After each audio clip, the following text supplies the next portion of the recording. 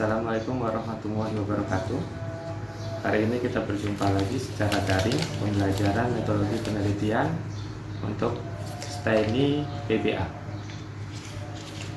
Bismillahirrahmanirrahim. Rabbi shrah li sadri wa yassir li amri. Kita sekarang masuk ke minggu keempat pertemuan secara daring. Seperti yang kita ketahui, apa itu konsep dari penelitian? Jadi penelitian itu adalah suatu rasa keingintahuan yang menurut umat sekarang tahun 2003, penelitian adalah suatu investigasi atau penyelidikan yang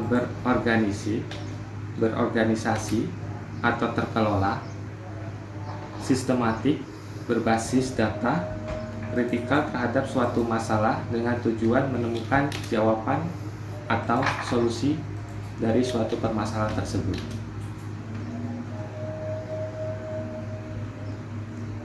Sedangkan menurut Sugiono tahun 1999, penelitian merupakan cara ilmiah untuk mendapatkan data dengan tujuan dan kegunaan tertentu. Cara atau metode ilmiah berarti kegiatan penelitian didasarkan pada ciri-ciri keilmuan, yaitu rasional, empiris, dan sistematis.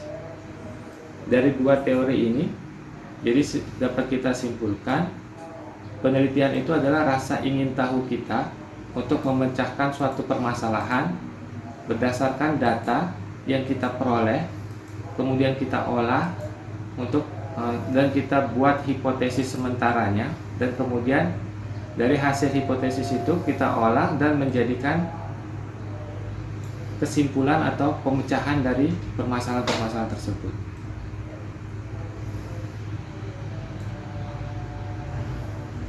Data yang dikumpulkan bisa dari beberapa metode atau cara. Bisa kita mendapatkan data secara langsung ataupun tidak langsung.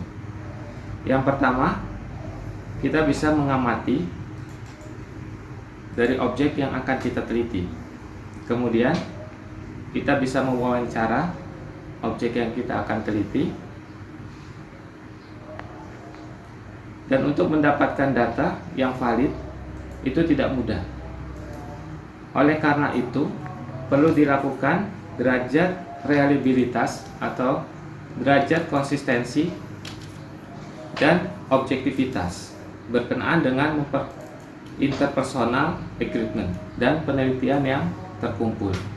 Jadi saat kita sudah mengumpulkan data, kita harus melakukan uji kembali data tersebut, apakah layak untuk kita lanjutkan penelitian kita dengan data-data yang kita peroleh, atau kita harus mencari data-data yang baru. Tujuan dan kegunaan tertentu secara umum ada 3 macam tujuan penelitian, yaitu yang berisi penemuan, pembuktian, dan pengembangan.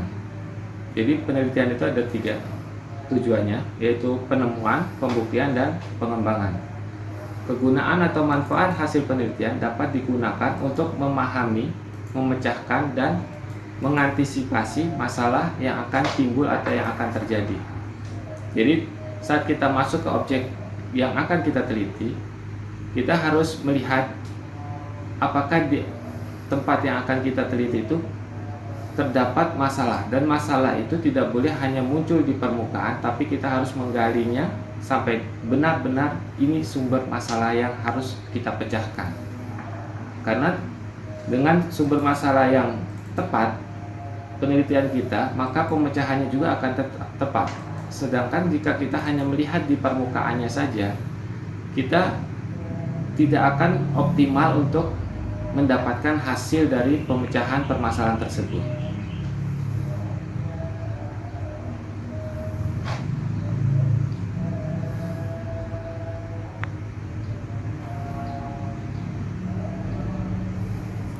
Kemudian saat kita mengumpulkan data, atau dalam saat ini kita studi kasusnya adalah mahasiswa atau mahasiswi S1.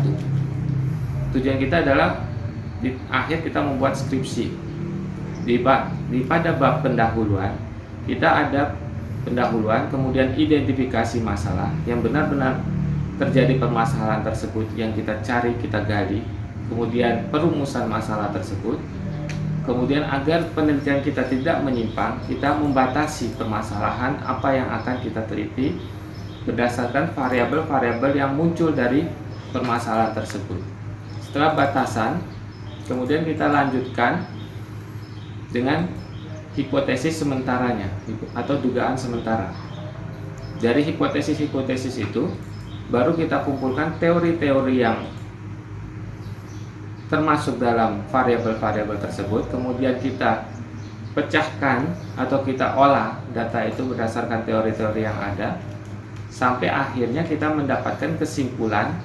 Kesimpulan itu adalah jawaban dari teori-teori dari hipotesis yang kita buat. Jadi hipotesis itu adalah pertanyaan sementara kita dari permasalahan tersebut, kemudian kita jawab, dan di hasil akhirnya itu adalah berupa kesimpulan yang kita tuangkan dalam skripsi kita.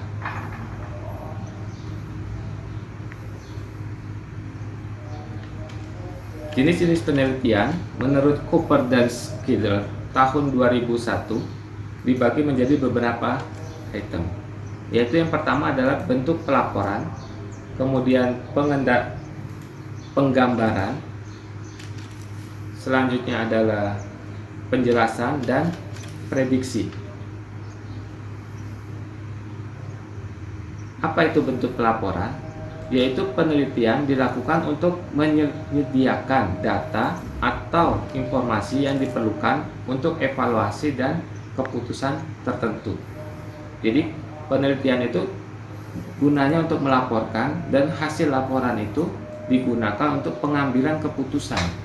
Jadi keputusan itu berdasarkan laporan tersebut. Kemudian penggambaran atau deskriptif, yaitu penelitian yang bertujuan untuk menggambarkan atau mendefinisikan siapa yang terlibat di dalam suatu kegiatan, apa yang dilakukan, kapan dikerjakan, di mana dan bagaimana melakukannya.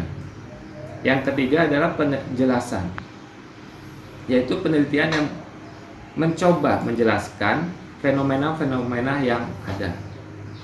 Biasanya kalau yang penelitian berupa penjelasan ini ada explanatory, ini biasanya berupa deskriptif.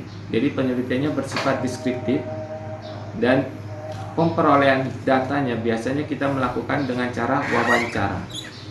Jadi semakin dalam kita wawancara, semakin banyak atau peluang yang kita bisa jelaskan semakin besar. Jadi penjelasannya semakin baik. Kemudian penelitian bersifat prediksi, yaitu penelitian yang mencoba menjelaskan apa yang akan terjadi dari suatu fenomena yang terjadi. Jadi prediksi atau kita bisa meramalkan kejadian berdasarkan kejadian yang lalu. Biasanya dilakukan forecasting atau penjualan terhadap data penjualan 1 tahun ke belakang untuk meramalkan penjualan tahun berikutnya.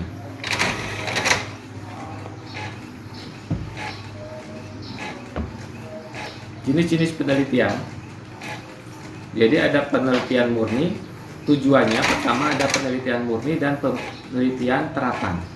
Kemudian metode yang digunakan ada 8 cara, diantaranya adalah survei, ex post facto, eksperimen, naturalis, polis, action, research, evaluasi, dan sejarah. Kemudian tingkat eksplanasinya berupa deskriptif, komparatif, atau asosiatif.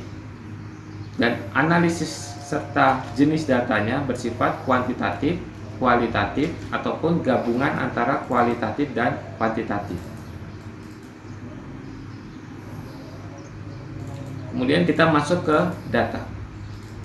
Data di sini dibagi menjadi 2, yaitu data kuantitatif dan kualitatif. Seperti yang biasa kita gunakan, kuantitatif itu biasa berupa angka, dan kualitatif biasanya berupa deskriptif atau penjelasan. Kuantitatif sendiri dibagi menjadi 2, berupa data discrete dan data continue. Kemudian data continue kita bagi lagi menjadi 3 bagian, yaitu data ordinal, interval, ataupun rasio. Jadi kita akan lebih banyak nanti ke depannya akan menggunakan data kuantitatif bersifat continue dan tipenya adalah ordinal. Karena saat kita menyebarkan kuesioner, di situ kuesioner kita menggunakan misal indikatornya adalah setuju, sangat setuju, sangat tidak setuju, tidak setuju, dan sangat tidak setuju. Biasa menggunakan atau tipe ini adalah ordinal. Kenapa disebut ordinal?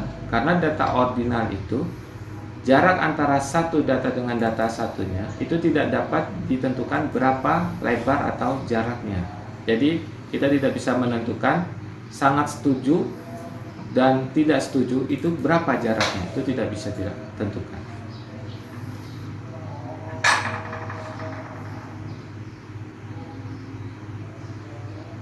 Kemudian proses penelitian. Penelitian kuantitatif didasarkan pada paradigma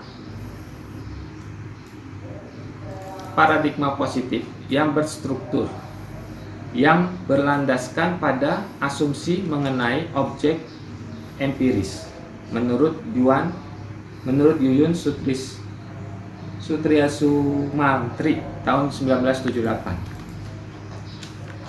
Asumsi ilmu yang pertama bahwa objek fenomena dapat diklasifikasikan menurut sifat, jenis, struktur, bentuk, warna, dan sebagainya.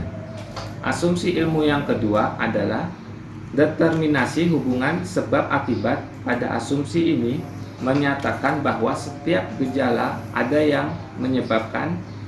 Asumsi ilmu yang ketiga adalah bahwa suatu gejala tidak akan mengalami perubahan dalam waktu tertentu. Jika gejala yang diteliti itu berubah terus, maka akan sulit untuk dipelajari. Berdasarkan ketiga asumsi tersebut dan berdasarkan pada metode ilmiah yang bersifat logik, maka proses penelitian kuantitatif akan bersifat linier. Adapun skema proses penelitian kuantitatif ditujukan pada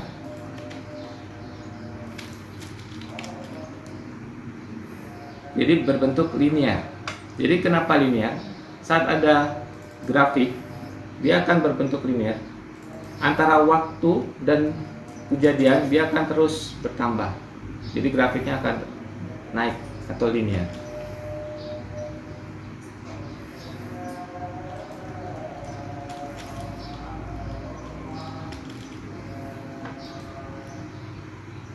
Jadi sampai di sini pertemuan minggu keempat ini. Jadi tahap awal kita adalah mengetahui apa itu penelitian, bagaimana itu macam-macam data, kemudian bagaimana kita membuat dalam satu skripsi kita untuk bab satunya, mulai dari pendahuluan, perumusan masalah, kemudian identifikasi masalah, kemudian hipotesis dan tujuan dan batasan. Sampai jumpa di pertemuan berikutnya. Assalamualaikum warahmatullahi wabarakatuh.